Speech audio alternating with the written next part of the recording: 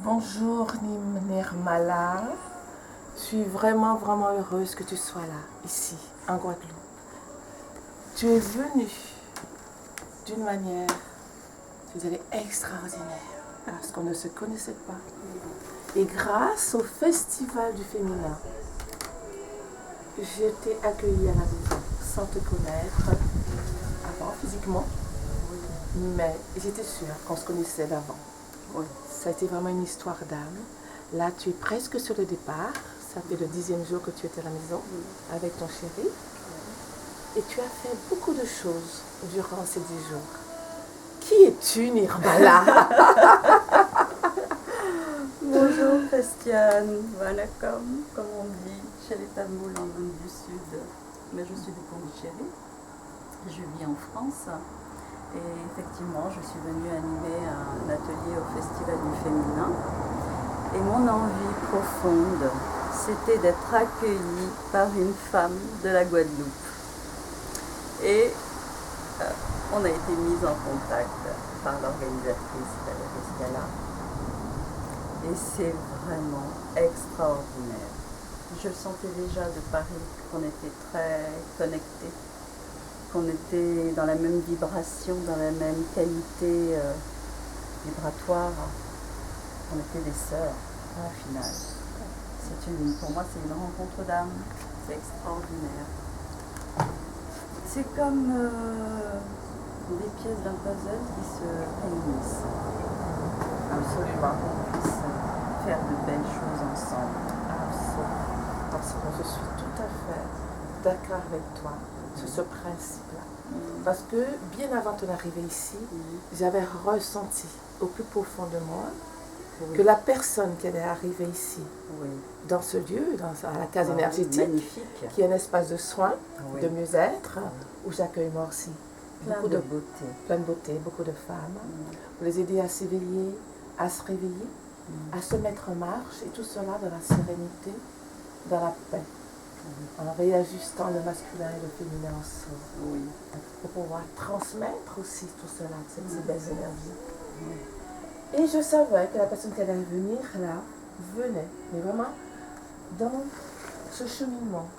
Cette personne qui était sur la même longueur d'onde que moi, je le savais, je le ressentais à l'intérieur.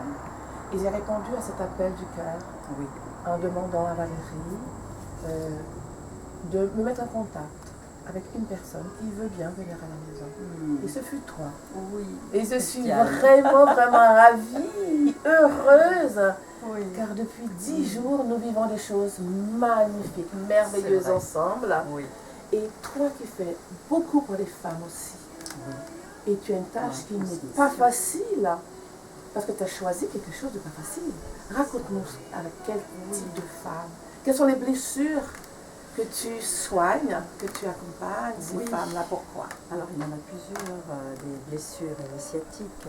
Celle sur laquelle j'ai travaillé, là j'ai œuvré au festival, c'était la blessure d'inceste que j'ai vécue enfant avec un oncle paternel et d'autres petites filles en étaient aussi victimes. Et la blessure de viol, d'agression sexuelle. Voilà, donc tout ce cercle de femmes, c'était d'aller mettre de la lumière sur cette blessure et de reproposer quelque chose à transmettre de vraiment lumineux, positif à nos lignées, à nos descendants. Absolument. J'ai participé à ce cercle. Et ce fut intense. Et j'étais très surprise moi-même qu'ici en Guadeloupe, qu'il puisse y avoir autant de femmes.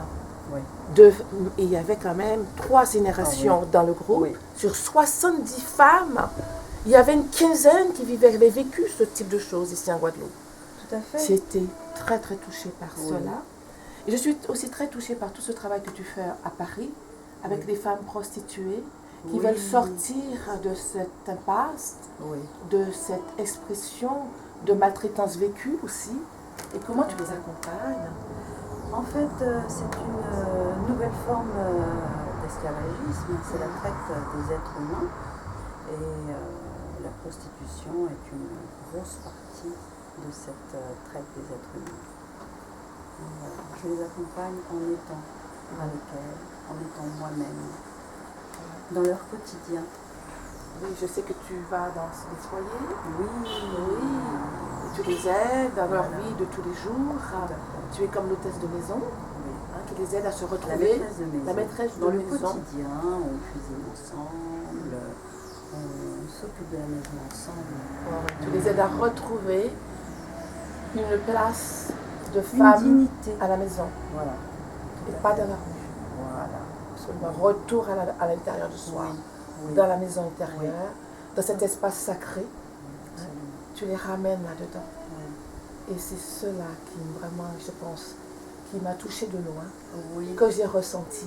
Et je me suis dit, j'ai une sœur qui est dans le sacré et qui sait ce qu'elle vit, qui sait ce qu'elle a vécu et qui peut faire la différence et qui peut transmettre aussi cette différence et de dire à toutes les autres femmes de la terre que nous sommes des femmes puissantes, avec une puissance sacrée et que nous devons nous relier à cela dans cet esprit de sororité pour nous accompagner, nous épauler et tout cela pour dans la paix surtout et en se disant que tout n'est pas perdu et qu'il y a toujours un moyen, un pas à faire pour avancer et avancer dans la lumière et sortir de l'ombre, devenir une femme agissante.